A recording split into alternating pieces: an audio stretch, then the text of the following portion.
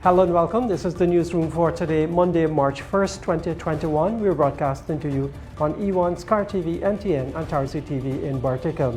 In the headlines, the health minister pledges action against doctors and nurses found culpable in the death of a young mother and her newborn. And when I get those recommendations, we will take actions against the nurses and the doctors. Guyana to receive 200,000 COVID-19 vaccines by the end of the month. The 2021 budget debate wraps up, and in sport, Guyanese Anand Sanasi confirms support for CWI presidential run, and GMRNSC event suspended by task force after large crowd witnesses record-breaking day of drag racing. With the news, I'm Neil Marks. We're glad you could join us. Relatives of the young Berbice mother who died hours after her newborn baby are calling on the authorities to ensure justice is served. 31-year-old Vanessa Lewis Sahadeo and her newborn baby died on Friday last. The baby died at the New Amsterdam Hospital and the mother died at the Georgetown Hospital. Clarice Cecile said her daughter Vanessa enjoyed a healthy pregnancy. She has been relating the events of what happened after her daughter was admitted to the New Amsterdam Hospital last Monday. And after she said she barely pain, I asked her if she reached her. If the baby, she said she didn't know she passed the time. So I say, you want to go to the hospital? She said yes. So I say, I will go Portman. When she go Portman tells she pressure a little low. And she blood little things. So she got to go to New Amsterdam. So then rush in New Amsterdam with the ambulance. So then rush my daughter now, the next one, carry the bag with the clothes because she don't walk with clothes. When they go to New Amsterdam admit she, they say she pressure a little low and she blood little low. So they send one people to buy the tablet to put knife for the blood, to build up the blood. So I buy the tablet and I send it for she. I buy the tablet and say vitamin, I send vitamin, I buy ice, show me no cool and send them and give she. So she day every day she day, I will go see she's strong, she come out strong, nothing to do she. She come out strong, get for her to talk to her. So when she walk, I go back, I say, look how you're strong.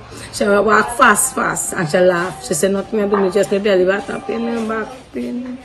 So every day, I not take care food 2 days, I care food 2 times a day, I feel bad because I don't like travel. So I come back, I tell me that I catch and tell she, so she laugh. She said, let she not go back. You come bring her food, come. So she carry her food, go. So she carry her food, go, then gaff, talk, laugh. So the night, me and she gaff. She tell me, Mommy, I'm going now. So must make my bed nice with my green sheets. Let me come out, make my baby go lie down for them. And me go think. So she tell me she 90, she board the 8th of March, she 90 go be day 9. So she said she want to keep one big birthday party. So when she comes, she give she 9, then she board the party. She say, in front there small, you come and say, you do she board. She never do on board. So I say, all right. Say you do what you want to do. So my gaff is so I say, I wish you good luck go because you're strong go. So gone, she gone. And she tell me she'll turn off the phone, put them in she bag. And she go. So when I ring she phone, she said, bring food for me maid. They tell me because I don't get a baby, I go hungry, bring food for me. I say, yes, no care food pill. So my next daughter come and tell and say, oh, when he say care food, he say, all right, not care food now because she don't catch herself now. Say, me go care food after me. I say, all right, take care of her. She gone and carry the food, and she gone and carry the food now. She don't see she. So she asked the nurse to see she, the nurse allow she to see she. Then the nurse called me, now she didn't long me not see she come. The nurse called me and then called me and tell me, say, if you know I'm third, if Vanessa Lewis said that, me say, sorry, me say yes. If Vanessa sorry, what my daughter. Then they say, how she baby die. Say, say, you hear, say, she baby die. Say, me say, oh, she baby die. They say, they try to take the baby out. And she won't all come out. The baby not full mature. So the baby vagina is not full mature. And I asked them to see a baby. She don't want to see the baby. I'm going to tell me all so many baby dead, but when the nurse said, okay, because I asked, continue asking if she alright. They say, yes, she alright. So now we're going to say the baby dead. And I'm going to see me that for the stretcher for the door light up. So I think she dead same time. So she cover up and then everything in a pump she so. I squeeze the plastic and pump she. So I go to see, then doctor down their head and then I talk nothing. So I start hollering, all the black nurse come and she tell me, say how am she not dead. They put she from the arm thing and she not dead. So I feel me that cold come around. And I'm going to tell my husband because I allow him to come in. I'm going to tell him to see if any dead. So he walk and come with me. When he walk and come with me, he start crying till he start hollering. When he's not having the doctor, I ask the doctor who do operation for she and I start blood there. This time the doctor there right near away. When I go in the ward for pack she thing for bring her. When I go in the ward and the nurse see me and the nurse say, I tell the nurse the story, the nurse how the girl can dead, the girl go good and every test she pressure, nothing and do she can dead. The only girl, the twin sister will get up and everyone come from the bed and they say how that happened to the girl tell her we never wait, so we not go wait. Said she could come back and reach out to the ward with she baby and all because they would have a baby. And then girl come and the girl help me pack up the stuff inside the things. So on juice, and me tell the girl take the juice and the girl said she's sorry what happened. So I said I rush to Georgetown. When I be going over, I ask them, continue ask them, and then the nurse explain and tell me and my husband what happened. And then me never know that the doctor would deliver because they're not that. Now when I go in the car now and check with her phone, she had a little person back to she money. So I take out she money. Then take out she earring, then fold the earring and cut shape and biscuit mold. Then give me that. When me that come once, I the earring there in the thing. When I check for she phone right there in the car trunk and we find it, I go and ask the doctor who when had the bag, or give me the nurse a fight why the doctor them not carry the bag. The ambulance, so she got get she stuff them. And nurse up, we tell her said then I know what they do with the phone. And she don't come downstairs to talk to her. She don't come downstairs. So we wait and we come with because the place get late. So my son me want to my husband a Georgetown last time my brother call and tell me he don't go. So he wait till this morning and go say he go handle everything and my husband two niece. And them who look after she and so. And then my brother call a little bit and he say he want to talk to all of you. So all of you stand up and me get frightened. Me say like something to my daughter. So I get frightened now me stand up. And I stand up and wait for your answer. Then you tell me, say, you tell me my husband so I'm going to go. She say you go only my son no I no go me go call her when fi come 1 o'clock last night he call my husband tell him so my daughter dead. So my daughter dead me jump up me and my husband cry. Say good daughter dead anyway go your drag daughter the big belly girl go. And then me get up over here. Then me start crying. Meanwhile, an investigation into the tragic deaths of 31-year-old Vanessa Luis Sahadio and her newborn baby girl has been completed, and the Minister of Health, Dr. Frank Anthony, has assured that action will be taken against the nurses and doctors found culpable. The Minister was speaking during his 2021 budget presentation in the National Assembly on Monday morning. According to Dr. Anthony, it was unfortunate that the young mother and her newborn died, and the Health Ministry is now awaiting recommendations from the investigation on the way forward. We had a very unfortunate death at the New Amsterdam Hospital. And already, Mr. Speaker, we have sent an investigation team, and they went there yesterday, and they have completed an investigation. And when I get those recommendations, we will take actions against the nurses and the doctors and whoever is at fault in that unfortunate death. Linden Hospital Complex nurses and officials from the Regional Democratic Council in Region 10 are continuing their demand for the hospital's Chief Executive Officer, Rudy Small, to resign or be removed from the post over distasteful comments about the nurses during an interview. On Monday, over 100 nurses and regional officials protested outside the office of the CEO, chanting, "We need justice," and "The CEO must go."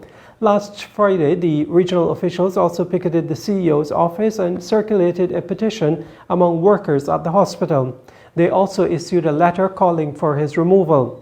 According to the officials, Small has refused to meet with them to iron out this and other issues which the staff have been complaining about. The article, which was published by the online agency, alleged that Small claimed that the nurses leave the hospital to sleep with their suite man at nights. However, Small on Friday issued a press release where he gave his side of the story. The online agency responded by posting a portion of the audio of the interview with Small. Small suggested his controversial comments were made off the record during casual conversation with the reporter, even adding that during that off-the-record conversation, certain popular rumors relating to the issue of disappearing staff members were highlighted. When the newsroom returns, Guyana to get 200,000 COVID-19 vaccines by the end of the month. You're watching the newsroom. For several weeks, the government has been in several bilateral negotiations for COVID-19 vaccines, and these are expected to bear fruit this month. With 3,000 doses of the AstraZeneca vaccine already received as a donation from Barbados, Guyana is set to receive an additional 200,000 doses of COVID-19 vaccines before the end of this month. Health Minister Dr. Frank Anthony announced on Monday that the first of 20,000 Sinopharm vaccine will arrive on Tuesday from China. By the end of the month, that is by March 8 rather, Guyana will receive another 80,000 doses of the Oxford AstraZeneca vaccines from India, the minister also announced. But now that we have completed that, we're now moving to the next stage of this response. And the next stage has to be the rollout of COVID-19 vaccines. Mr. Speaker, we were very grateful to the Prime Minister of Barbados and the people of Barbados for sending us 3,000 doses of the AstraZeneca vaccine. And as soon as we got it, the next day we were able to start rolling that out to our frontline health workers. And we have immunized workers in Region 4, 3, 2, 6, 5, 8, 9, and 1, and 7. All over we spread it out.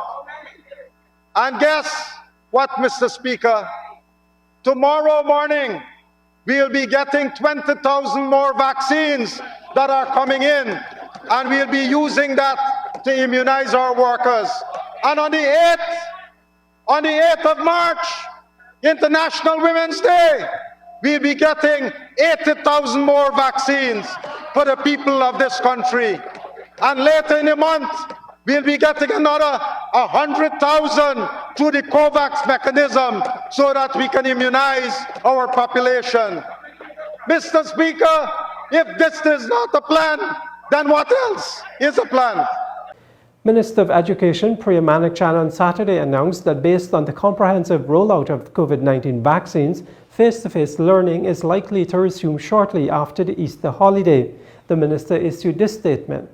And once that goes smoothly and as planned, we anticipate that we're going to be able to reopen schools sometime after the Easter holiday, not too long after. Please remember, I'm saying that while that is an intention and it would be our desire, that would depend on further advice from the Ministry of Health about how well the vaccination rollout happened and how successful they were with the numbers they anticipated they wanted to reach when they advised that we may be able to open after Easter.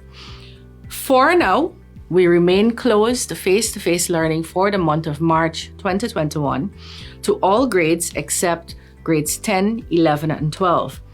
We encourage teachers to continue to engage students online through the internet by the various means, WhatsApp, Zoom, Facebook Messenger, or whatever else you've been using, Google Classroom, Edmodo, the various means you've been using. We encourage teachers to continue marking worksheets. We encourage parents to continue giving us the hand you've been giving us. We know this has not been an easy time for anyone. As a parent myself, I consider myself a relatively patient person, I know it can get overwhelming with having to do your own work and try to supervise work, and we're all terrified that we're not teaching and delivering to our children the way teachers would. Let us be forgiving of ourselves and do the best we can in these circumstances. Describing the 2021 national budget as a vision of hope for Guyanese, Health Minister Dr. Frank Anthony on Monday called out the former APNU-AFC government over what he said was its less than stellar performance in the health sector. Dr. Anthony, who was at the time making his presentation during the ongoing budget debates in the National Assembly, said the coalition left the health sector in shambles. Dr. Anthony said he took over management of a health sector that was plagued by medication stockouts and several incomplete projects. Mr. Speaker, in health, we are still battling with many challenges in this sector. And this includes drug shortages, lack of adequate infrastructure, lack of ambulances, These problems are systemic, and while some progress has been made, it would require a lot more work to permanently correct the deficiencies and the damage done by the APNU and AFC. In terms of drug shortages, we have inherited a messy situation where drugs and medical supplies were not purchased since 2018, and more than $1 billion worth of drugs in the bond had expired. We had to dump this. We had to start to address this shortage by doing emergency procurement to fill the immediate needs. And we are hopeful that with this year's allocation of more than $7 billion, that we will stabilize this situation. Mr. Speaker, APNU-AFC left us with many incomplete infrastructural projects. The most famous is the infectious disease hospital, where they spent $1 billion. Yet, it was inoperable. Our government had to fix all the deficiencies, buy all the equipment, and find the staff to run the facility. We had to make it operable. And Mr. Speaker, despite all of those challenges, we were able to start the services at that facility on the 1st of September 2020. And to date, Mr. Speaker, we have treated close to 700 patients in that facility. This is the newsroom. As the 2020 budget debate entered the home stretch, the APNU plus AFC parliamentary opposition came in for harsh criticism over their representation of Guyanese, particularly their support base, which they have held out to be mainly Afro-Guyanese. Attorney General and Minister of Legal Affairs Anil Nandlal on Monday said the coalition is too divisive and boorish to properly offer parliamentary representation to the people they claim to represent. The APNU plus AFC opposition has repeatedly claimed that they represent half of Guyana's population. Speaking candidly during his presentation in the budget debate, Nandlal said people are disgusted by the way members of the coalition opposition have behaved, both inside and outside the National Assembly. Nandlal said claims that the coalition represents Afro-Guyanese, the poor and working class, amongst the simply window dressing. Mr. Speaker, look at this. Look at this, Honorable Member Sherrod Duncan in the precincts of this National Assembly. This is what he did. And posted on his Facebook page for all to see. Lying on the floor with his pants open. And this is what he publishes for the world to see. In the precincts of this House. In the precincts of this House. Mr. Speaker, that kind of degenerate vulgarity must be condemned in the strongest possible manner.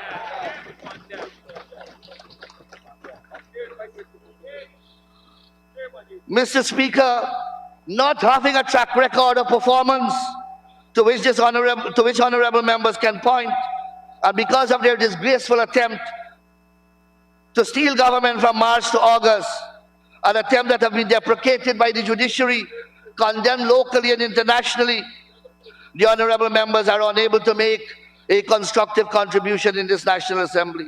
So they come here and they hurl personal attacks and invectives, manufacture accomplishments. Minister of Agriculture Zulfikar Mustafa over the weekend defended the government's injection of billions of dollars into the sugar industry, indicating that gains are already being seen, especially in resuscitating the economies in the villages which were affected by the closure of sugar estates. To date, we have injected $7 billion. $7 billion, and you know for a fact that the opposition have been criticizing us severely for these expenditure, but they are not looking at the contribution Gaisuco is making towards the community. They are just looking at the production of sugar. They are not looking at the primary health care, the DNI service, the village economy, and the benefits that people are getting from Gaisuco. Not only the workers, but when the workers work at Gaisuco and they draw their money, those money become disposable income. And those money keep up the village economy alive. For example, in Rosal Kanji today, although their estate is not back on track, we are seeing already activities in the community. We are seeing the village economy started to get back on track again. Shortly, when sugar workers start to receive their money, I don't know if the market start back already, but they will start to those markets at Rosal and so will start back, so that you'll have people who don't depend directly on Gaisuko for a salary, but those people who indirectly depend, for the example, the shopkeeper, the market vendor, and other persons, taxi driver and so. So we are working overtime, we are working every single day, and we are working to ensure that we develop this country, and we are working to enhance the life of every single citizen. So we want to form that partnership, and we want to work with you, and we'll continue to look at problems that are affecting you, affecting the community, so that we can resolve those problems. One of the most prevalent issues affecting young Afro-Guyanese is lack of opportunity and unemployment. Officials of the International Decade for People of African Descent Assembly, Guyana, APNU-AFC, has said it has been working to rectify this. The Public Relations Officer, Keishel Jennings, and Chairman of the Youth Committee, Nicolas Elliott, recently sat down with the newsroom to discuss opportunities and programs the organization is offering young people. The International Decade for People of African Descent Assembly, Guyana, have been representing and assisting the development of African Guyanese individuals and organizations over the past several years. Public Relations Officer Keishel Jennings explained that one of the issues faced by young Afro-Guyanese is unemployment. As such, a youth conference scheduled for March 13th and 14th will give youths the opportunity to bring their business ideas and compete for a monetary prize which will fund the business.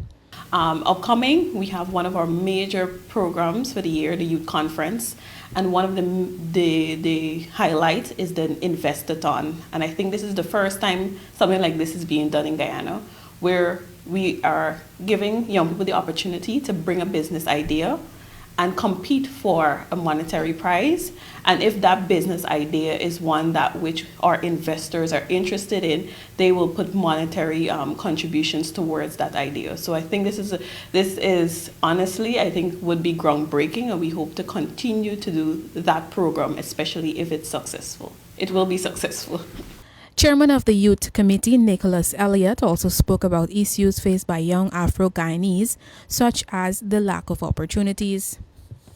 Some of the problems that we have encountered include just having a general knowledge, and it's like an approach to work, approach to opportunities and so on. You find that persons feel disenfranchised a lot, and they might not have the skills necessary to make use of an opportunity that might be presented to them. And in a lot of situations as well, you have a total lack of opportunity. And so what we seek to do is have persons trained, have youth familiar with ways of recognizing when an opportunity has presented itself and how you can go about making the best use of that opportunity as far as possible. Majority of the programs done by the organization also targets the youth self-development. Special programs were done in February in recognition of Black History Month. However, Jennings said that these programs are not limited to Afro-Guyanese, but the content is focused on the Afro-Guyanese community. Being in the pandemic, most of our events are virtually, estimating that they reach thousands of people according to the Facebook algorithm. Our youth programs have specifically focused their Spill the Facts series on Black History Month. We've had topics ranging from Black love and relationship, how to navigate that as Afro-Guyanese, and how to navigate the banking systems and financial freedom for young people. Among the plans for this year are programs that will target sport, mental health, and financial development. Reporting for the newsroom, I am Istanella Patwo. When the newsroom returns, the financial, weather and bridge reports along with sport.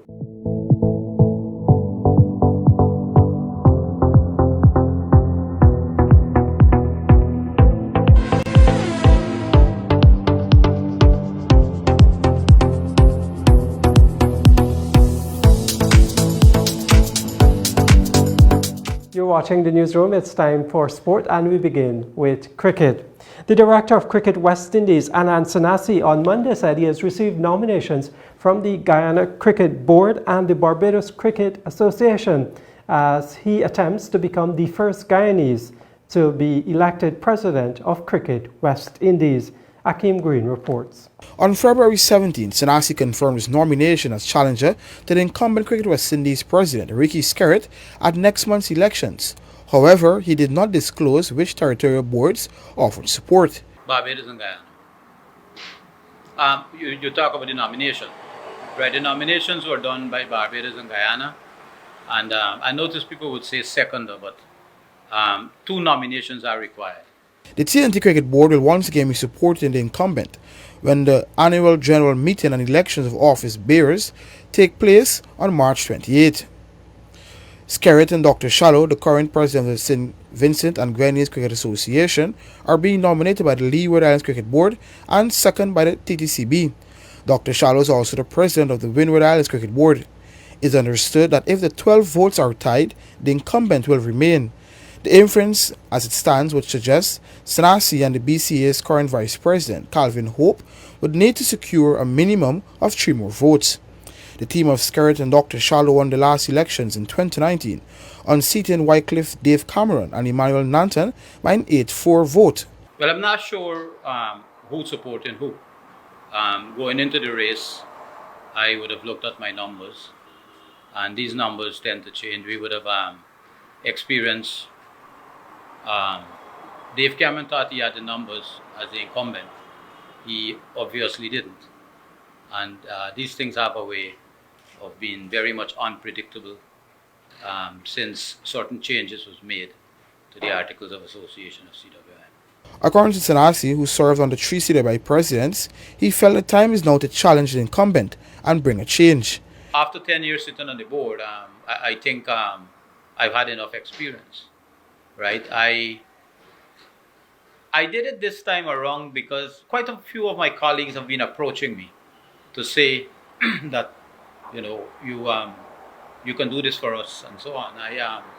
There's quite a few things. I considered this a few years back. I decided not to because I don't think that I wanted to do it until probably one of the main things that was deterring me about 2 to 3 years back is trying to get a settled environment back home here.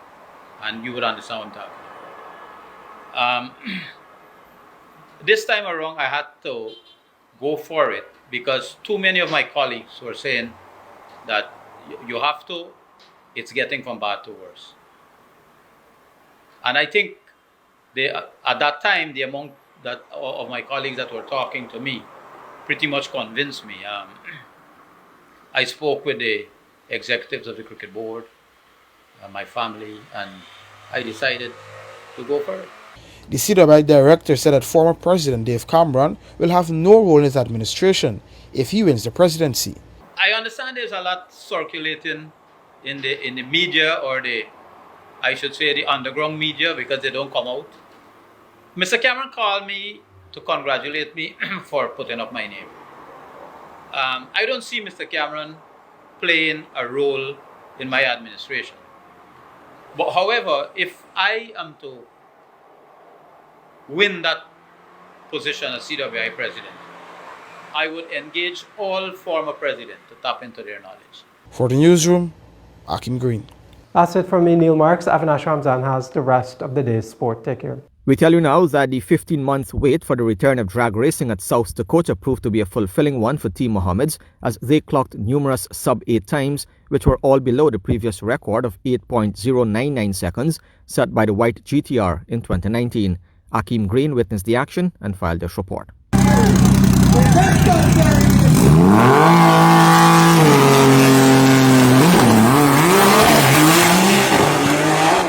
The question on Sunday was not if the cars could break records, but rather how fast they could go given the weeks of track preparation. By the end of the day, the fleet of cars had reigned supreme, producing some blistering runs. With no competition other than themselves, the white GTR Godzilla reset a quarter-mile record to 7.501 seconds in a run with the black GTR Goliath. Godzilla was driven by seasoned campaigner Terence Cox, while Team Mohammed's principal, Azruddin Mohammed, piloted the Goliath. Mohammed also drove the Nismo and did some impressive runs against the Godzilla and Goliath. The Debbie Downer of the day was the much-hyped Toyota Supra, Kong, not taking the track for varying reasons, most of which are understood to be mechanical after a fire at practice at Saturday. Mohammed's lead driver, Terence Cox, said they could not put down the power they initially wanted to due to a lot of the rubber they placed on the track wearing. However, he confidently stated they can go extremely faster. We just went 750s in Godzilla down there. Just absolutely exciting. This surface is a little bit, a little bit scary. So the car does bounce quite a bit. It takes a little bit of driving it down the track. But man, I can't believe we put that car in a 750 this weekend. I'm so happy that we came out here and got to put on a show. So I showed up Tuesday afternoon, and we've been out here at the track every single day. It has just been work and work and work trying to get these cars ready. We would just bring one car out at a time and just work on them. It was just tuning adjustments, suspension adjustments. We had to do an engine change on one car. We also overnighted front wheels and tires for this car because we found that with this track prep, we really needed to run front slicks on these cars. So we overnighted, literally Mr. Muhammad bought a guy a plane ticket so he could put the parts in a suitcase and bring them down so we could race this weekend and put on as well of a show as we could. Cox expressed great gratitude for the help of his support staff and the principal in getting the vehicle to perform at this level, since his main job is just to drive. Other winners of the day were in the 16-second class, Parasram Ramkisu in the 15-second class, Anil Nala Prasad. The 14-second class went to Mahendra Singh. The 13-second class went to the seasoned campaigner Imran Khan. The 12-second class went to Sahadio Ramsaran, and the 11th-second went to Surinamese Raymond John, and the 10th-second went to Sharif Mohammed. For the newsroom, Akim Green. Meanwhile, the National COVID-19 Task Force on Sunday evening suspended all activities of the Guyana Motor Racing and Sports Club, the GMR&SC, until further notice, following the staging of a well-attended Round 1 of the Drag Racing Championship earlier in the day at the South Dakota Circuit. The club was granted conditional approval by the task force to host the event, and it was agreed between the bodies that no more than 1,500 persons, inclusive of participants and spectators, would be permitted at the venue. However, well over that number of persons were in attendance at the event. According to the director of the task force, Colonel Nasrul Hussain, the GMR&SC was in breach of the agreement, noting that the event can be classified as a super spreader as thousands of persons were at the venue. Colonel Hussain said what transpired on Sunday was a flagrant violation of the COVID-19 measures, and the authorities have decided to immediately suspend all future activities of the club. Prior to getting the final approval for Sunday's activity, the task force had denied the club's request on February 4. However, the club requested a review of the decision on February 18, asking for permission for a scaled-down activity. Conditional approval was subsequently granted, with the club mandated to honor the stipulations outlined earlier. Back to cricket. Secretary of the Guyana Cricket Board, Anand Sanasi, on Monday said the reason the Berbice Cricket Board stopped receiving subventions from the Guyana Cricket Board was due to a number of court matters filed by the Berbice Board against the Guyana Cricket Board. The BCB President, Hilbert Foster, recently indicated to Newsroom Sport that he hopes the Guyana Cricket Board can restart subventions and they be paid the accumulated sum for the past 11 to 12 years. It's not that long. I did read something somewhere. What had happened is, I don't know if you know, it's about 6 or 7 times that Mr. Foster's board, or the one before him, would have taken the GCB to court, basically to say that the GCB doesn't exist. And my position has always been that, well, if I don't exist, why are you subscribing to everything that I'm doing, sending players, doing whatever? A general position of board members at AGM was to debar Berbice from participating because they had the organization in court all the time. A lot of the issues we're talking about came from there, right? There was one meeting we had where Berbice came and proposed 2 motions. One is the statute of limitation on the presidency, which passed, and I think one other, something to do with subvention, which didn't pass. And that very meeting, I'm hearing later on in the court that the meeting never happened, or they have a quorum. This was one that they passed motions in. And so what the GCB did was they had suspended the subvention, not that long, but this was 6-7 years, right? But what we did for quite a few years is that we would take that money, like we bought brush cutter for each of the Forest Division clubs. I think there were 11 at that time. And Mr. Foster collected his brush cutter. We bought nets for each of the Forest Division club. Mr. Foster collected his nets. We went up there, we distributed, Colin is at the back there. He was part of all of these programs. We distributed 100,000 US to each of the clubs. So we were trying to distribute this subvention for quite a few years. Then we had like about 3 court matters filed against us. The executive took a decision and said, well, we got to pay for these court matters. Whose money do we use to pay for it? I don't have to explain the rest. Now, News Talk Radio Guyana 103.1 FM has acquired the rights to broadcast the radio commentary of all the upcoming cricket matches to be played between West Indies and Sri Lanka. The less than 5-year-old radio station welcomed the opportunity to be part of the game that has singularly united Caribbean people for centuries. The radio station said it has also finalized arrangements to guarantee high-quality commentary to its audiences overseas and in the far-flung remote regions of Guyana on computers and handheld devices. Sri Lanka will play West Indies in 2 test matches, 3 T20s and 3 one-day internationals starting on Wednesday. Stone dead in front this time.